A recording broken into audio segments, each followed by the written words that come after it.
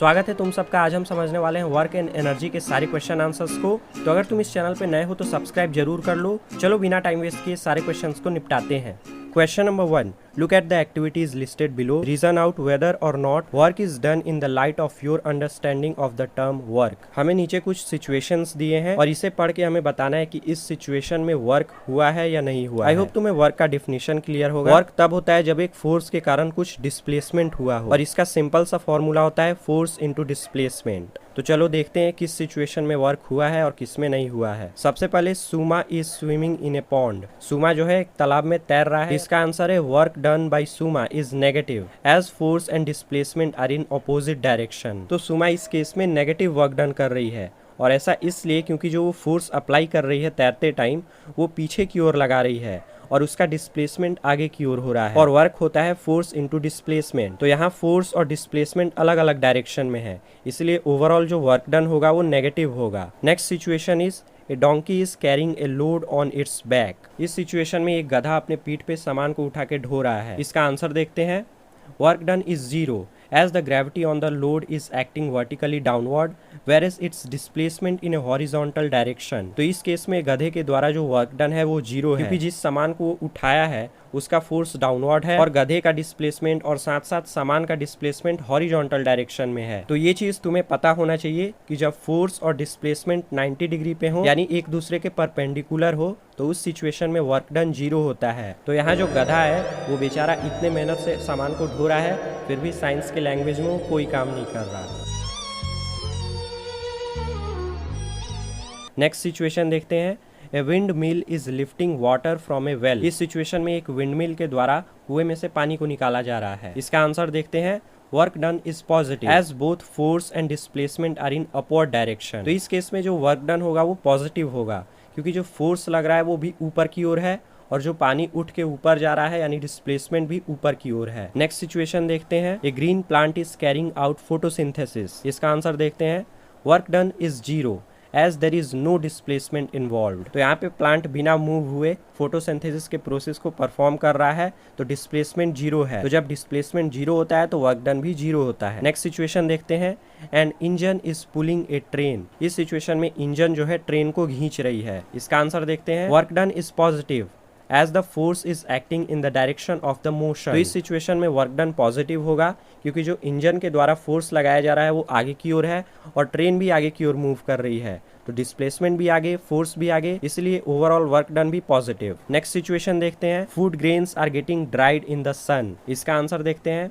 Work done is 0 as there is no displacement of the grains. तो यहाँ पे भी ग्रेन्स का कोई डिस्प्लेसमेंट नहीं, इसीलिए work done 0। Next situation is sail boat is moving due to wind energy. इस सिचुएशन में जो बोट है वो हवा के फोर्स के कारण आगे की ओर मूव कर रही है। तो इसका आंसर देखते हैं। Work done by wind force is positive as it supports the motion of the boat. तो इस सिचुएशन में भी वर्क डन पॉजिटिव होगा क्योंकि विंड के द्वारा लगाया गया फोर्स आगे की ओर है और डिस्प्लेसमेंट भी आगे की ओर है। अब देखते हैं question number 2। An object thrown at an certain angle to the ground moves in a curved path and falls back to the ground. The initial and the final points on the path of the object lies on a same horizontal line. What is the work done by the force of gravity on the object? तो इस question में एक object को ऊपर की ओर फेंका गया है जो कि एक कर्व पाथ पे मूव होता है और फिर वापस नीचे गिर जाता है। तो हमें बताना है कि ग्रेविटी के फोर्स के द्वारा किया गया वर्क डन कितना होगा। इसका आंसर देखते हैं। We can see that there is no displacement in the vertical direction. It has only horizontal displacement. Thus, work done by vertical forces on stone will be 0. The force of gravity is acting vertically downward. Thus, the work done by it is 0. तो इस case में simple है, vertical displacement 0 है और केवल horizontal displacement हुआ है और जो ग्रेविटी का फोर्स है वो भी वर्टिकली डाउनवर्ड फोर्स है। तो इस केस में जो फोर्स है और जो डिस्प्लेसमेंट है वो 90 डिग्री पे है यानी परपेंडिकुलर है और हमने ये पढ़ा है कि जब भी फोर्स और डिस्प्लेसमेंट 90 डिग्री पे हो तो वर्क डन 0 होता है। तो इस केस में भी वर्क डन 0 होगा। नेक्स्ट क्वेश्चन देखते हैं। Question number 3। Battery lights a bulb. Describe the energy changes involved in the process. इस क्वेश्चन में बताया गया कि एक बैटरी की मदद से एक बल्ब को जलाया गया है और हमको बताना है कि इस प्रोसेस में कैसे एनर्जी चेंज हुआ है। इसका आंसर देखते हैं। The chemical energy stored in a battery is transformed into the heat energy which glows the filament of the bulb. Further the heat energy is converted into light energy. तो इस case में भी simple, एक battery में कुछ chemical होता है जिसमें केमिकल एनर्जी स्टोर होता होता है उसकी हेल्प से बल्ब में लगा फिलामेंट हीट होता है, यानी केमिकल एनर्जी हीट एनर्जी में ट्रांसफॉर्म हो जाती है और फिर उस फिलामेंट से लाइट निकलती है, यानी हीट एनर्जी लाइट एनर्जी में कन्वर्ट हो जाती है। नेक्स्ट क्वेश्चन देखते हैं, question number 4। Certain force acting on A 20 kg mass changes its velocity from 5 meter per second to 2 meter per second. Calculate the work done by force. इसका answer देखते हैं। तो वर्क डन निकालने के लिए हमें दो चीज़ों की ज़रूरत पड़ती है, फोर्स की और डिस्प्लेसमेंट की। तो सबसे पहले हम डिस्प्लेसमेंट निकालेंगे। हमें क्वेश्चन में इनिशियल वेलोसिटी दिया है 5 मीटर पर सेकेंड और फाइनल वेलोसिटी दिया है 2 मीटर पर सेकेंड। तो इस केस में डिस्प्लेसमेंट निकालने के लिए सबसे अच्छा तरीका है कि हम एक फॉर्मूले को यूज करें, v² is equals to u² plus 2as। और यहाँ पे हम क्वेश्चन में दिए गए वैल्यूज को रख के s को लिख सकते हैं -21 डिवाइड बाई 2a। अब निकालते हैं वर्क डन। वर्क डन होता है फोर्स इंटू डिस्प्लेसमेंट। फोर्स का फॉर्मूला हमें पता है, मास इंटू एक्सेलरेशन। मास क्वेश्चन में दिया है 20, तो फोर्स हो जाएगा 20a और डिस्प्लेसमेंट हमने निकाला है -21 डिवाइड बाई 2a। तो इन दोनों का प्रोडक्ट लेंगे तो हमारा आंसर आएगा -210 जूल्स। नेक्स्ट क्वेश्चन देखते हैं। A mass of 10 kg is at a point A on a table. It is moved to a point B. If the line joining A and B is horizontal, what is the work done on the object by gravitational force? Explain your answer. तो इस case में एक 10 kilo के object को एक table पे point A से point B तक डिस्प्लेस किया गया है और हमको बताना है कि ग्रेविटेशनल फोर्स के कारण कितना वर्क डन होगा। इसका आंसर देखते हैं। The displacement of the object is horizontally on the table. We know that the gravitational force is acting in a downward direction. There is no displacement vertically. Thus, the work done by gravitational force is 0. तो simple है, इस case में displacement horizontal direction में हो रहा है और जो ग्रेविटेशनल फोर्स है वो वर्टिकल डायरेक्शन में है। और हमें ये पता है कि जब फोर्स और डिस्प्लेसमेंट 90 डिग्री पे हो तो वर्क डन 0 होता है। तो इस केस में भी ग्रेविटेशनल फोर्स का वर्क डन 0 होगा। नेक्स्ट क्वेश्चन देखते हैं, question number 6। The potential energy of A freely falling object decreases progressively. Does this violate the law of conservation of energy? Why? इस क्वेश्चन में बोल रहा है कि जब एक ऑब्जेक्ट नीचे की ओर गिरता है तो उसकी पोटेंशियल एनर्जी डिक्रीज होती है। तो क्या इस केस में कंजर्वेशन ऑफ एनर्जी का लॉ फेल हो रहा है? और हमको बताना है कि ऐसा क्यों हो रहा है। तो इसका आंसर देखते हैं। No, there is no violation of conservation of energy. At the maximum height, the energy is in the form of potential energy. When the object is reaching the ground, its potential energy is decreasing, whereas its kinetic energy is increasing. As the velocity of the object increasing, thus there is no loss of total energy. Energy transformation may take place. जब एक object free fall करता है तो maximum point पे जो उसका potential energy होता है वो हाई होता है और काइनेटिक एनर्जी 0 होता है। लेकिन जैसे जैसे ऑब्जेक्ट नीचे आता है उसका पोटेंशियल एनर्जी कम होता जाता है और उसकी वेलोसिटी बढ़ती है, जिसके कारण उसका काइनेटिक एनर्जी बढ़ते जाता है। तो यहाँ पे एनर्जी का कोई लॉस नहीं होता है, एनर्जी का ट्रांसफॉर्मेशन होता है। नेक्स्ट क्वेश्चन देखते हैं, question number 7। What are the various energy transformations that occur when you are riding a bicycle? हमें बताना है कि जब हम साइकिल चलाते हैं तो किस किस तरीके की एनर्जी ट्रांसफॉर्मेशन होती है। इसका आंसर देखते हैं। The muscular energy of a person is transformed in the form of mechanical energy which helps to rotate the wheel of bicycles. जब हम साइकिल चलाते हैं तो हम अपनी मस्कुलर एनर्जी को मैकेनिकल एनर्जी में कन्वर्ट करते हैं, जिसके कारण साइकिल का चक्का घूमता है और हम मजे में साइकिल को चला पाते हैं। Next is question number 8। Does the transfer of energy take place when you push a huge rock with all your might and fail to move it? Where is the energy you spend going? इस question में बोल रहा है कि जब हम एक बड़े से पत्थर को धक्का देते हैं तो वो पत्थर तो मूव नहीं करता है, फिर जो हमारी एनर्जी है वो जा कहाँ रही है। इसका आंसर देखते हैं। Since the rock doesn't move, thus net displacement is 0.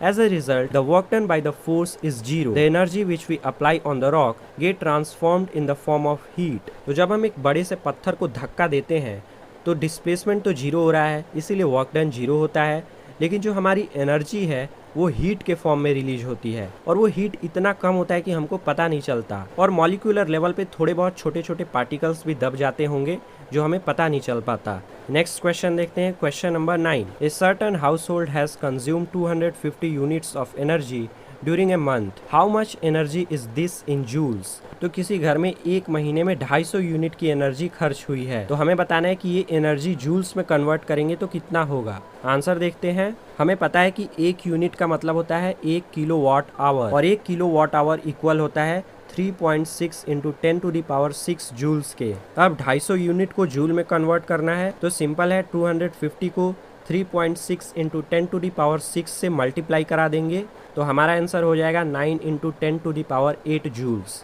Next question देखते हैं। Question number 10। An object of mass 40 kg is raised to a height of 5 meter above the ground. What is its potential energy? If the object is allowed to fall, find its kinetic energy when it is halfway down. इस question में बोल रहा है कि जब एक 40 kilo के object को ग्राउंड से 5 मीटर ऊपर रखा जाता है तो इसका पोटेंशियल एनर्जी कितना होगा, और अगर इस ऑब्जेक्ट को फ्री फॉल कराया जाएगा तो जब ये बीच रास्ते में पहुंचेगा तो इसकी काइनेटिक एनर्जी कितनी होगी। तो इसका सॉल्यूशन समझते हैं। पोटेंशियल एनर्जी का फॉर्मूला हमें पता है mgh। यहाँ पे मास है 40 kg, g का वैल्यू 10 लेंगे और h का वैल्यू है 5। इसे मल्टीप्लाई करेंगे तो आंसर आएगा 2000 जूल्स। अब क्योंकि फ्री फॉल में पोटेंशियल एनर्जी काइनेटिक एनर्जी में कन्वर्ट होती है तो जब ऑब्जेक्ट आधे रास्ते में होगा तो उसकी पोटेंशियल एनर्जी हाफ हो जाएगी और वो सारी एनर्जी काइनेटिक एनर्जी में कन्वर्ट हो जाएगी। तो जब ऑब्जेक्ट बीच में होगा तो उसकी काइनेटिक एनर्जी होगी पोटेंशियल एनर्जी डिवाइड बाई 2। इसका आंसर हो जाएगा 1000 जूल्स। नेक्स्ट देखते हैं question number 11। What is the work done by the force of gravity on a satellite moving round the earth? Justify your answer. इस question में बताना है कि जब एक सैटेलाइट अर्थ के अराउंड मूव करता है तो उस पे ग्रेविटेशनल फोर्स के कारण कितना वर्क डन होता है। इसका आंसर देखते हैं। The work done by the gravitational force is 0। This is because the satellite is moving in a circular orbit. Thus, the direction of displacement of satellite is perpendicular to the force of gravity. Hence, work done is 0. तो जब satellite move करता है तो किसी भी एक instant पे जो सैटेलाइट का डिस्प्लेसमेंट और जो ग्रेविटी का फोर्स है वो एक दूसरे के परपेंडिकुलर होता है, जिसके कारण वर्क डन 0 होता है। नेक्स्ट क्वेश्चन देखते हैं। Question number 12। Can there be displacement of an object in the absence of any force acting on it? Think, discuss this question with your friends and teacher. Question ये है कि क्या ये possible है कि किसी ऑब्जेक्ट का डिस्प्लेसमेंट हो जाए बिना उस पे फोर्स लगाए। This depends on the initial state of the object. If the object is in motion initially then it will continue to be in this state as no external force is acting, but if the object is at rest initially then the object can't move without external force. तो ये depend करता है कि जो object का initial state है वो कैसा है। अगर वो ऑब्जेक्ट मूव कर रहा है तो बिना किसी एक्सटर्नल फोर्स के वो रुकने वाला तो है नहीं, लेकिन इस केस में डिस्प्लेसमेंट भी हो रहा है। लेकिन अगर इनिशियली ऑब्जेक्ट रेस्ट पे है तो वो बिना किसी एक्सटर्नल फोर्स के मूव भी नहीं करेगा, तो उस केस में डिस्प्लेसमेंट होगा ही नहीं। तो ये डिपेंड करेगा सिचुएशन पे कि डिस्प्लेसमेंट होगा या नहीं होगा। नेक्स्ट देखते हैं question number 13। A person holds a bundle of hay over his head for 30 minutes and gets tired. Has it done some work और नॉट? Justify your answer. एक इंसान अपने सर पे आधे घंटे तक बंडल ऑफ हे यानी घास के बंडल को, जिसे हम बोझा कहते हैं, उसे पकड़ा हुआ है और थक गया है, तो क्या इस केस में कोई वर्क डन हुआ है? आंसर देखते हैं। Since there is no displacement thus the work done by man is 0. This work should not be considered relatable to the term work we use in daily life. तो science की language में इस person ने कोई काम नहीं किया क्योंकि इसका डिस्प्लेसमेंट 0 है। Due to upholding the weight against gravity let the man to get tired. और क्योंकि ये ग्रेविटेशनल फोर्स के अपोजिट वेट को होल्ड किया है इसीलिए ये थक चुका है। नेक्स्ट क्वेश्चन देखते हैं। Question number 14। An electric heater is rated 1500 what. How much energy does it use in 10 hours? इसका आंसर समझते हैं। तो हमें एक फॉर्मूला पता है, एनर्जी होता है पावर इनटू टाइम। तो क्वेश्चन में दिए गए वैल्यूज को पुट करेंगे और हमारा आंसर आ जाएगा 15 किलोवाट आवर। नेक्स्ट क्वेश्चन देखते हैं। Question number 15। Illustrate the law of conservation of energy by discussing the energy changes which occur when we draw a pendulum bob to one side and allow it to oscillate. Why does the bob eventually come to rest? What happens to its energy eventually? Is it a violation of the law of conservation of energy? इसका answer देखते हैं। सबसे पहले एक figure बनाना है। इस figure में जो पॉइंट बी है वो मीन पोजीशन है पेंडुलम का। जब बॉब सी से बी तक पहुंचता है तो इसकी पोटेंशियल एनर्जी कम होती है और इसकी वेलोसिटी बढ़ती है, और जब बी से ए पे जाता है तो वापस से इसकी पोटेंशियल एनर्जी बढ़ जाती है और इसकी वेलोसिटी 0 हो जाती है। तो इस तरीके से एनर्जी का ट्रांसफर होते रहता है, लेकिन रियलिटी में ये ऑसिलेशन कुछ समय बाद रुक जाता है। और ऐसा इसलिए क्योंकि बीच में हवा का भी रेसिस्टेंस लगता है। हवा में मौजूद छोटे छोटे पार्टिकल्स इस बॉब को रोकते हैं, जिसके कारण इसकी एनर्जी का लॉस होता है और एट द एंड ये बॉब रुक जाता है। नेक्स्ट क्वेश्चन देखते हैं। Question number 16। An object of mass m is moving with a constant velocity v. How much work should be done on the object in order to bring the object to rest? एक m mass का object है जो कि v velocity से move कर रहा है। हमें बताना है कि हमें कितना वर्क डन करना पड़ेगा ताकि ये ऑब्जेक्ट रुक जाए। तो सबसे पहले हमें देखना पड़ेगा कि इस ऑब्जेक्ट के पास कितना एनर्जी है। तो काइनेटिक एनर्जी का फॉर्मूला होता है ½ mv²। अब क्योंकि इस ऑब्जेक्ट के पास ½ mv² एनर्जी है तो हमें इसे रोकने के लिए इतनी ही एनर्जी खर्च करनी पड़ेगी। तो इसका आंसर हो जाएगा same half MV² joules. Next question देखते हैं, question number 17। Calculate the work required to be done to stop a car of 1500 kg moving at a velocity of 60 km/h। तो ये भी सिंपल पिछले क्वेश्चन जैसा है, लेकिन सबसे पहले हमें वेलोसिटी को SI यूनिट्स यानी मीटर पर सेकेंड में चेंज करना पड़ेगा। तो इसके लिए हम 5/18 से मल्टीप्लाई कर देंगे, तो ये हो जाएगा 50/3 मीटर पर सेकेंड। अब कार को रोकने के लिए हमें उतनी ही एनर्जी खर्च करनी पड़ेगी जितनी इसके पास काइनेटिक एनर्जी स्टोर्ड है। काइनेटिक एनर्जी का फॉर्मूला होता है हाफ MV²। मास हमें पता है, वेलोसिटी हमें पता है, वैल्यूज को पुट करेंगे और हमारा आंसर आ जाएगा। नेक्स्ट क्वेश्चन देखते हैं, question number 18। Each of the following a force F is acting on an object of mass m। The direction of displacement is from west to east shown by the longer arrow। Observe the diagrams carefully and state whether the work done by the force is negative, positive और zero। तो simple हमें first figure में देख के पता चल रहा है कि जो फोर्स और डिस्प्लेसमेंट का डायरेक्शन है वो 90 डिग्री और हमने ये पढ़ा है कि इस कंडीशन में वर्क डन 0 होता है। नेक्स्ट फिगर में फोर्स और डिस्प्लेसमेंट का डायरेक्शन सेम है, तो इसमें वर्क डन पॉजिटिव होगा। नेक्स्ट केस में फोर्स पीछे लग रहा है, डिस्प्लेसमेंट आगे हो रहा है, तो दोनों का डायरेक्शन ओपोजिट है, इसलिए इस केस में वर्क डन नेगेटिव होगा। नेक्स्ट देखते हैं question number 19। Soni says that the acceleration in an object could be 0 even when several forces are acting on it. Do you agree with her, why? तो सोनी का कहना है कि एक ऑब्जेक्ट का एक्सेलरेशन 0 हो सकता है भले ही उस पे कितने सारे फोर्स क्यों ना लग रहे हो। तो क्या तुम सोनी के साथ सहमत हो, सोनी के स्टेटमेंट के साथ सहमत हो? इसका आंसर देखते हैं, yes. If all the external forces acting on the body balances each other, then the net force acting on the object is 0। तो ये बिल्कुल पॉसिबल है और ये तब पॉसिबल है जब सारे एक्सटर्नल फोर्सेस का जो रिजल्टेंट है वो 0 हो, यानी एक दूसरे को कैंसल आउट करते हैं। नेक्स्ट क्वेश्चन देखते हैं, question number 20। Find the energy consumed in 10 hours by 4 devices of power 500 watt each. 500 watt के 4 डिवाइसेस को 10 घंटे के लिए चलाया गया है, तो हमें बताना है कि टोटल एनर्जी कितनी कंज्यूम होगी। इसका आंसर समझते हैं। एनर्जी का फॉर्मूला हमको पता है, पावर इनटू टाइम। पावर है 500, टाइम है 10 आवर, तो एनर्जी हो जाएगा 5000 वाट आवर और ये केवल एक डिवाइस के लिए है और हमें 4 डिवाइसेस के लिए निकालना है, तो हम इसको 4 से मल्टीप्लाई कर देंगे, तो हमारा आंसर हो जाएगा 20 किलोवाट आवर। अब देखते हैं last question, question number 21। A freely falling object eventually stops on reaching the ground. What happens to its kinetic energy? बोल रहा है जब एक ऑब्जेक्ट को फ्री फॉल कराया जाता है तो वो नीचे जाके रुक जाता है, तो उसकी काइनेटिक एनर्जी का क्या होता है? तो इसके आंसर को समझते हैं। जब एक ऑब्जेक्ट नीचे गिर रहा होता है तो उसकी काइनेटिक एनर्जी बढ़ जाती है और जस्ट ग्राउंड पे टकराने से पहले उसकी काइनेटिक एनर्जी मैक्सिमम होती है। जैसे ही वो ग्राउंड से टकराता है वो रुक जाता है, तो जो उसकी काइनेटिक एनर्जी है वो डिफरेंट एनर्जी में ट्रांसफर हो जाती है, जैसे हीट एनर्जी में, या कभी कभी आवाज बहुत होता है तो साउंड एनर्जी में, या कुछ ग्राउंड पे डिफॉर्मेशन हो जाता है, तो इन सब चीजों में एनर्जी ट्रांसफॉर्म हो जाता है। आई होप कि तुम सारे क्वेश्चंस को समझे होगे। कमेंट करके बताओ तुम्हें नेक्स्ट वीडियो कौन सा चाहिए। ऐसे ही वीडियोस के लिए सब्सक्राइब कर लो। मिलते हैं नेक्स्ट वीडियो में।